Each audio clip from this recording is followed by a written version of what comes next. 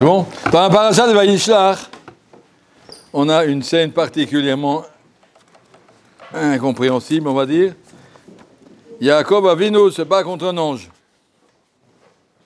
Avec Ishimo Atalot Shachar, ils sont battus jusqu'au matin. Avec Ishimo, le terme avec, ça vient du mot avak, la poussière. Chez Allah, avak. Marlekotam, at Kisei Akavot. Avec, il a jeté de la poussière qui est montée jusqu'au Kisei Akavot. C'est quoi cette histoire-là? Depuis quand on peut se battre avec un ange? Les anges, ils ne sont pas agressifs, ils sont gentils. Ils ne tapent pas. On ne peut pas se battre un coup de poing un ange, ça n'existe pas. Un ange, c'est quelque chose de rouhani. Comment on peut se battre? Et comment Yaakov le retient, il ne peut pas partir, tu as été Berartani.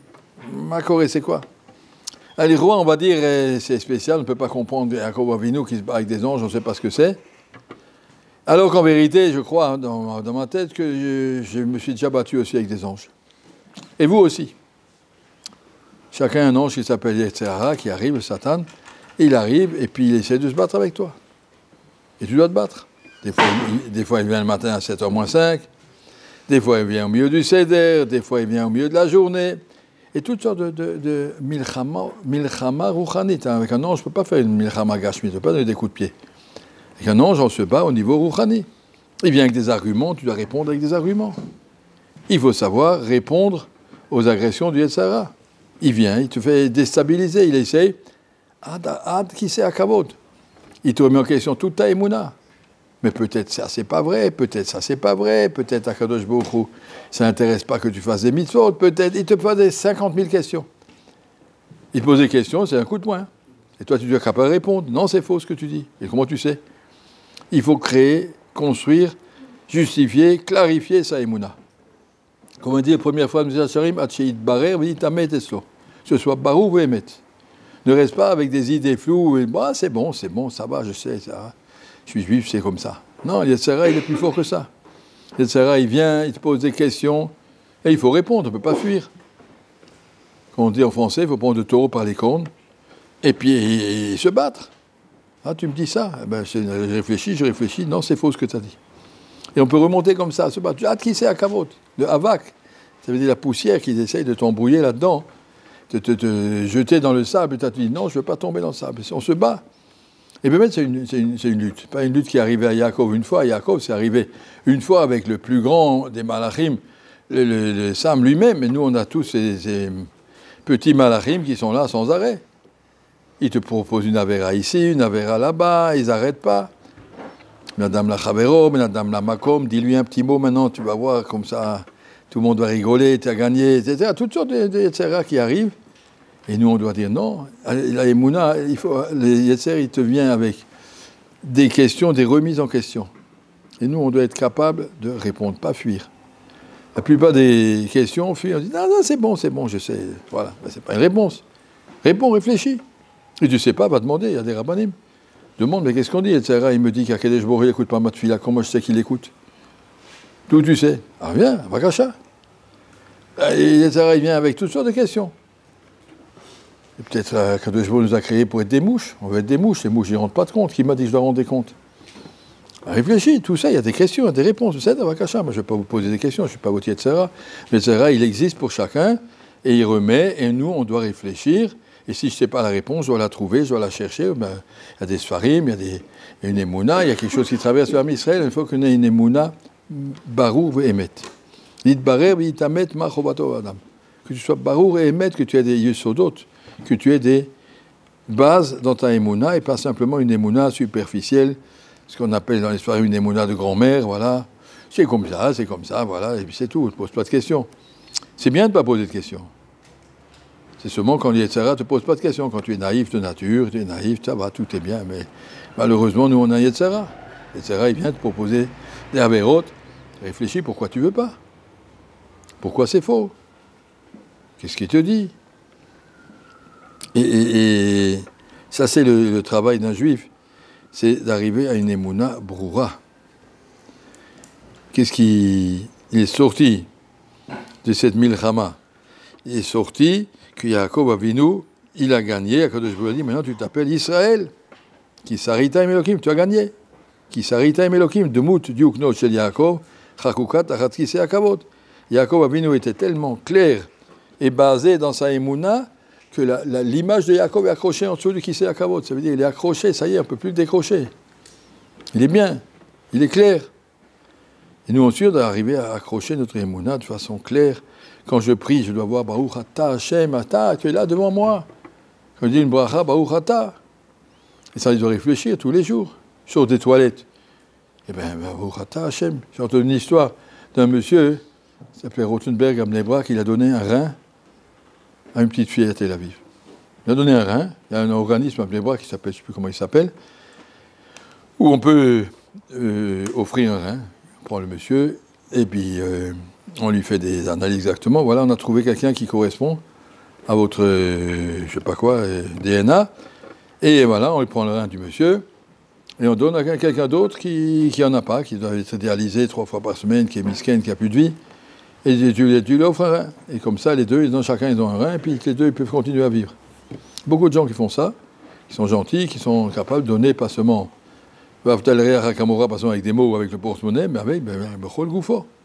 Il y a des gens, un monsieur Rothenberg de Bnei Brak a donné un rein, après il s'est intéressé, après quand il était guéri, qui c'est la personne qui a reçu, il a dit c'est une petite fille de 8 ans de Tel Aviv. Il a pris contact avec eux, ils ont pris contact avec lui. Des gens pas du tout religieux. Ils étaient tellement contents, ces gens ils lui ont dit, vous savez, vous nous avez rendu une petite fille. On avait une petite fille qui est 3 fois par semaine en dialyse, elle n'allait plus à l'école, elle ne faisait plus de devoirs, elle ne pouvait plus rien faire, elle était perdue.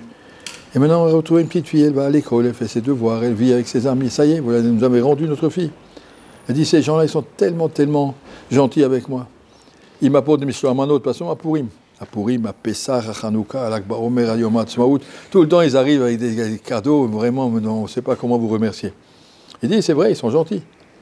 Après, le monsieur qui a dit ça, il a dit, mais moi, j'ai reçu 2 reins d'Akadosh Baruch Hu.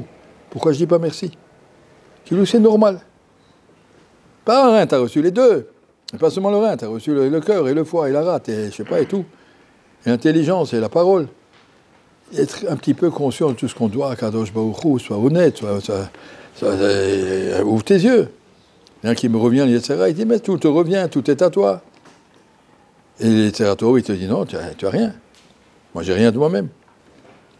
Alors, mon frère Pogramanski, qui a passé le ghetto de Kovna, il a passé la guerre de façon horrible. En 1946, il a raconté à ses Talmidim, à Bailly. Si vous voulez que je vous raconte qu'est-ce que c'était le ghetto, je vais vous expliquer ce que c'était. Tu étais seul. Pas de papa, pas de maman, pas de frère, pas de sœur, pas de femme, pas d'enfant. Pas de travail, pas d'avenir, pas de métier, rien à manger. Seul. Tu as vécu entre toi et Akadosh Baruch Hu.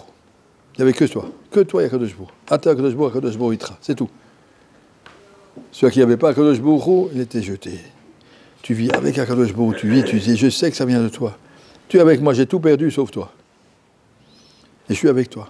Et je sais que tu m'as tout pris pour que je me retrouve avec toi. Il a dit, c'est une nargacha extraordinaire de vivre comme ça, proche d'Akadosh Baruch Hu, un petit peu la même chose. Il y a le Mashiach de Poniovitch, Rabbi Cheskel, dans les années 52, 53, peut-être, non, 56, 57. Rav Kahneman était noyé dans les chovot, il ne s'en sortait plus. Pendant quelques mois, il n'a même pas payé les rabbanim de la yeshiva. Quelques mois. Je n'ai pas à vous donner, j'ai pas, débrouillez-vous, je n'ai rien à vous donner. Et après, une fois, il est revenu d'Amérique, il avait dit, Hachem, ça a marché, et il a payé rétroactivement tous les mois qui manquaient. Et il est allé chez Mashiach, et il a dit au Mashiach, à partir de maintenant, ça va, je peux vous payer régulièrement. Le Mashiach a dit, c'est dommage. J'avais un tel kécher avec Akadosh Baruch Hu, pendant que vous ne donniez pas. Je savais que ça ne dépend que de lui. Chaque jour, je lui demandais à Akadosh Baruch Hu, j'ai demain et après-demain, comment on va faire? On compte sur toi. Et puis maintenant, bon, je suis obligé d'accepter votre salaire, ça fait partie des lois du Olam Hazeh. C'est dommage, je perds un petit peu de contact avec Hachem. Voilà, savoir que les difficultés, ça vient d'Akadosh Baruch Hu, ça ne vient pas de par ailleurs, on est seul en face d'Hachem. Ça, c'est ce travail de Emouna qu'un homme doit se construire, se réfléchir. Où est Akadosh Baruch Hu dans ta vie? Combien de place il a dans ta vie? Si je suis capable de dire, Hafta et Hachem, bechol levavcha. Réfléchis, où est Hachem? Tu l'aimes? Tu réfléchis comme il t'aime, Akadosh Baruch Hu nous aime et nous on l'aime. Prends le bafra, prends le nafshra, prends le... Tout ce travail-là, c'est ça la lutte de Yaakov avec son malach, une lutte de mettre Adkissa Kavod sur tous les niveaux, sans arrêt. Il n'arrête pas, il te remet en question. Une fois, quand j'avais votre âge, j'ai lu un livre qui m'a beaucoup servi. Il raconte ce Machal, il raconte, c'est le Rav Markovitch. Son fils est devenu aujourd'hui un des rabbanim à Poniovitch, l'homme chané. En tout cas, c'est Rav Markovitch, c'était un des grands rabbanim, il était Rav de Ramat Gan. Il avait écrit un livre sur Emouna. Je l'avais lu quand j'avais votre âge à peu près. Il dit, imagine deux jumeaux dans le ventre de leur mère. Il dit, tous les deux, ils sont là, nourris, logés, blanchis, tranquilles. Oui, mais le moment le plus beau de la vie. Tu n'as pas de soucis, tu as un malach qui t'enseigne toute la Torah, tu reçois à manger, tu n'as rien à faire de mieux. Et un des deux, il dit à l'autre, tu sais, j'ai entendu dire que dans 3 mois, on est jeté. Hein. On ne peut pas rester là-dedans tout le temps. On est bien là-dedans, mais dans 3 mois, c'est fini. Les 9 mois sont terminés, on est dehors. C'est horrible, on va tout perdre. Et l'autre, il lui a dit, mais non, 3 mois, ça commence. On est là pour se préparer, mais après, tu verras, c'est extraordinaire, on va sortir, il y aura de la lumière, il y aura de l'activité, il y aura quelque chose. Mais non, je dis, en 3 mois, on est jeté.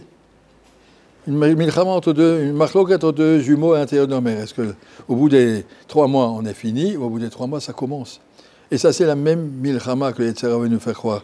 Il veut faire croire aux gens, ça y est, tu as fini ta vie, c'est fini, après 120 ans, ben ça y est, c'est fini, mourir enterré, au revoir, on t'oublie et tu nous oublies. Alors que celui qui vit avec les mounas, il dit au contraire, c'est là que ça commence. Qui aime chayenu, vorech yameinu, ça veut dire vorech yamim. Vous voyez, Mnegé, voilà, il avec 7 chumash et 7 gemara, je vais continuer, le vorech yamim pour toujours. Mnegé, voilà, là. Si on vit et réfléchit à la Emouna, d'où tu sais que c'est vrai, d'où tu sais que c'est comme ça. C'est pas seulement du marshal de ces deux jumeaux, réfléchir, d'où on sait. Alors nous on sait, parce qu'on a reçu la Torah, dans la Torah c'est marqué. Et d'où tu sais que la Torah est vraie? Ben, comment ça se transmet d'une génération à l'autre? Comment c'est pas une légende, il y a une transmission. Comment ça s'est passé? Comment ça se passe? Travailler sur la Emouna, savoir qu'elle est claire. Yitbarer, Vitamet, après on est beaucoup plus fort. Et là le Yetzirah, il faut savoir, donc on se bat avec notre malach. Et Bezat Hashem, qu'on soit comme Yaakov Avinu, qu'on soit capable, Adalot Hashachar, de tenir le coup jusqu'au Mashiach. Et Bezat Hashem, de voir tous ensemble que Cholarisha Kula, qui a chanté que tout d'un coup, là, les bêtises vont s'évaporer et la Coupe du Monde, elle sera au fond de la poubelle, et puis tout va au fond de la poubelle, il ne restera plus rien, il ne restera que le Hémet. Bezrat Hashem.